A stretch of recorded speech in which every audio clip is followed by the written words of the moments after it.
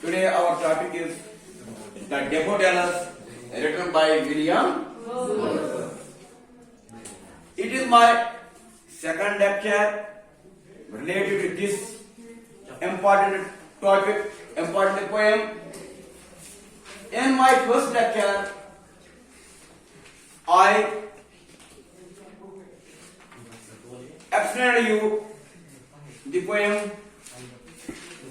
Cities of Isles, and now in today's lecture we will discuss the questions given at the end of the poem. Open your textbook. It is page number 28 of your textbook, Chirar second. Listen carefully the questions and try to understand their answers. Here's discussion number 1. Discussion number 1. Question number 1 is, after reading the poem, can you guess what daffodil is? Can anybody tell me what are daffodils?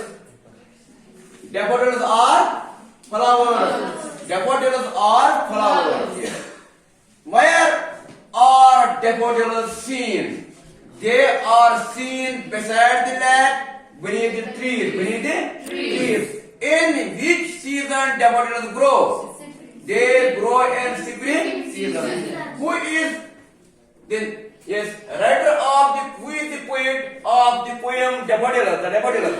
William Wordsworth is the poet who has written the poem The Daffodils. Okay. Question 1 is, after reading the poem, can you guess what a daffodil is? Yes. We have read the poem, and after reading the poem, we can say a daffodil is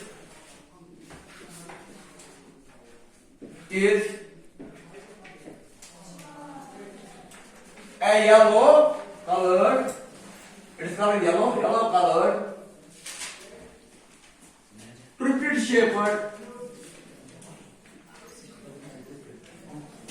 shaped flower having a long stem,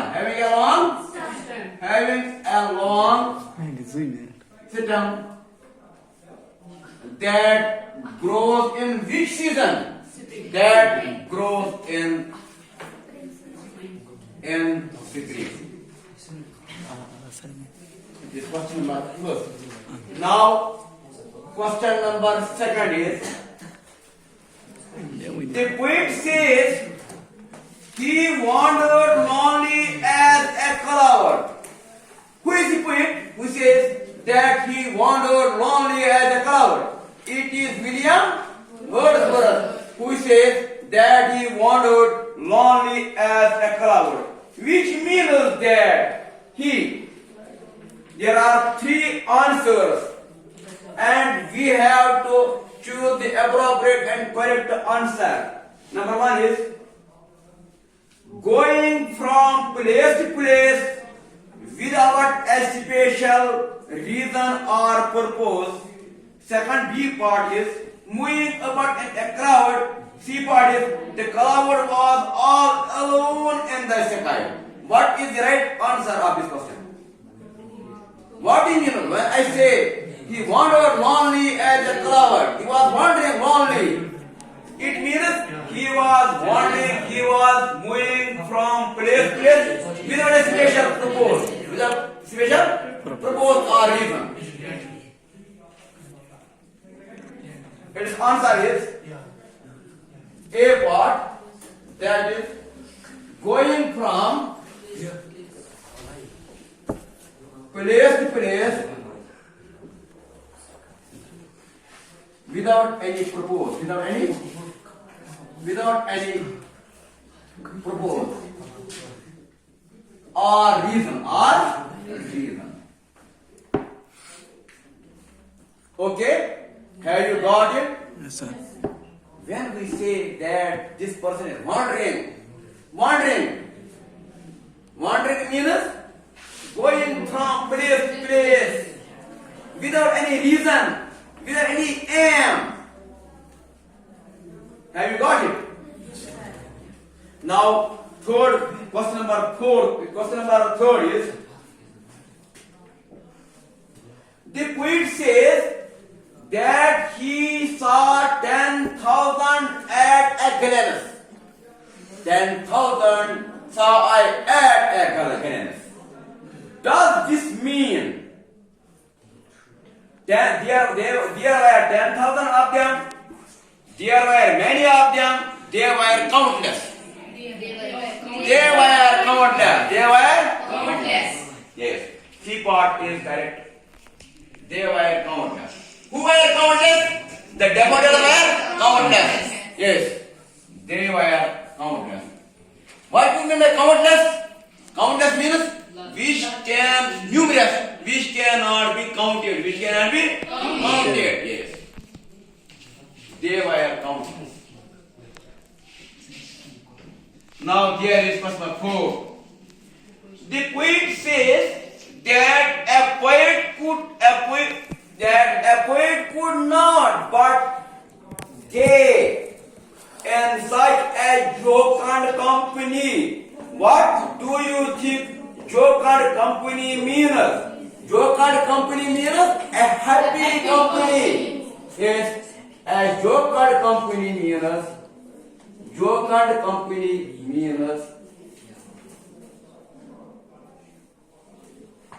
a happy company. A happy company of what? Happy company of what? A happy company of flowers. A happy company of the daffodils. Jocund company here means a happy company of, yes, flowers. Daffodil. I will write a daffodil. This daffodil. Young man, what do you mean by jocund company? Jocund company means a happy company. Yes.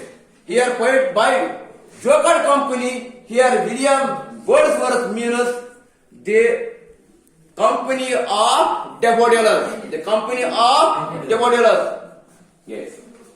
Now, is he happy or unhappy in such company?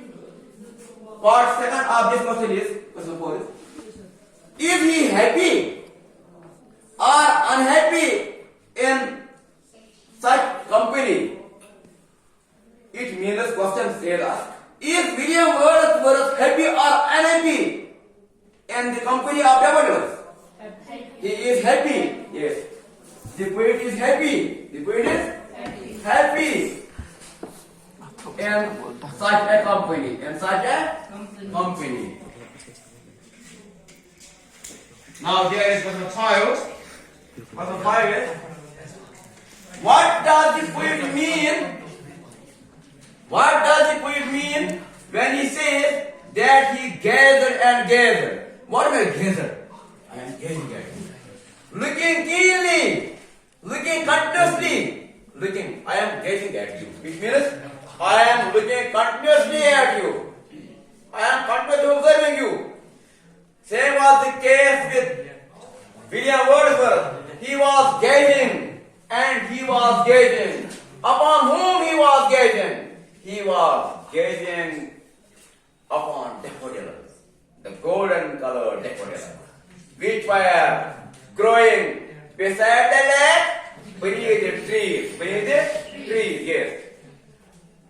But little thought, what wealth this show to me had brought. Does this scene benefit him materially or emotionally? Give reasons for your answer. You know that William Wordsworth says that he had got benefit from the company of daffodils. When he was in tension, His mood was very bad. His mood was unhappy. He was wandering from this place to that place. Yes. But when he reached the spot where golden colored daffodils were growing, the beauty of golden colored daffodils, they provided him some wealth. The show means here the scene of daffodils. Yes, gave him wealth. It brought him wealth. So the question is, does the scene benefit him materially or emotionally? Does the scene of daffodils benefited the poet materially or emotionally? Yes. Did the scene of daffodils, yes, provided him emotional enrichment or some material wealth or money or emotional enrichment? This scene of daffodils, yes, benefit him emotionally. Yes. Yes. He was benefited emotionally by the scene of what? By the scene of daffodils. By the scene of the daffodils.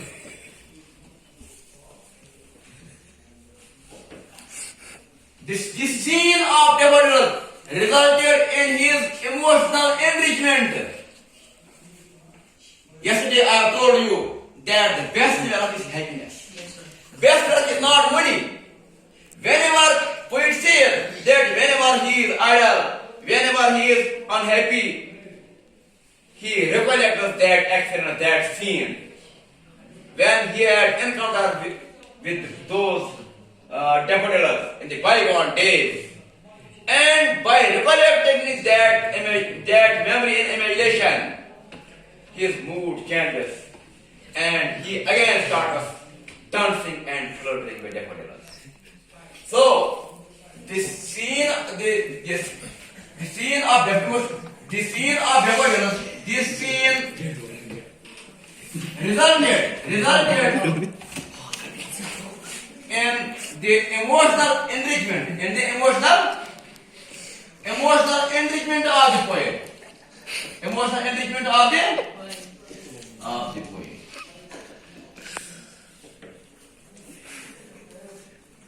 Now, question 6 is, what does vacant and pensive mood mean?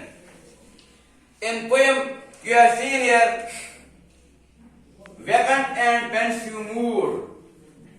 For oft, when on my couch I lie, Wordsworth says that often when I am lying on my bed, in vacant or in pensive mood, vacant means idle. Vacant means idle.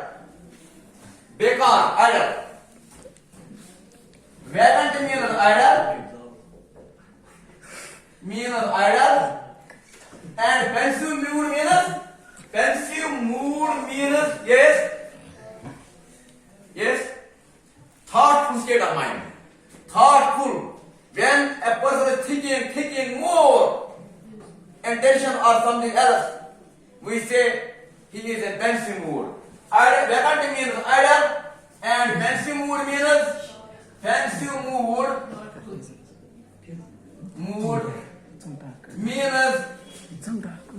thoughtful state of mind. Thoughtful state of mind. Now there is question 7. What does the N-word I mean? N-word I. How many eyes we are having? We are having 2 eyes. But here poet says that N-word I. Our eyes are outwards. We observe them, we tie them. But he says N-word I. Yes. What does N-word I mean? N-word I means imagination. Inward eye means imagination. Imagination, mind is eye. Our mind is having eye. Eye. When we see something, when we observe something with our mind, we say our mind's eye, our inward Eye. eye. We know that a blind man, when we tell some blind man that who is this man, a blind man can't see, but he immediately realized that he is Mr. Rahim. Oh, he is my nephew. When he walks, he moves his hand this way and that way, and reaches somewhere. He says, "This is road. There is mosque. This is my gate." Yes, although he can't see, but the blind man is having an eye. That is his mind's eye. That is the inward eye. That is the imagination. That is he imagines that it might be door, it might be road, it might be his house, it might be his nephew, it might be his son, though he can't see. So, inward eye means our mind's eye or imagination. What's my second answer for the theory? Inward eye. Inward eye means yes, our mind's eye, our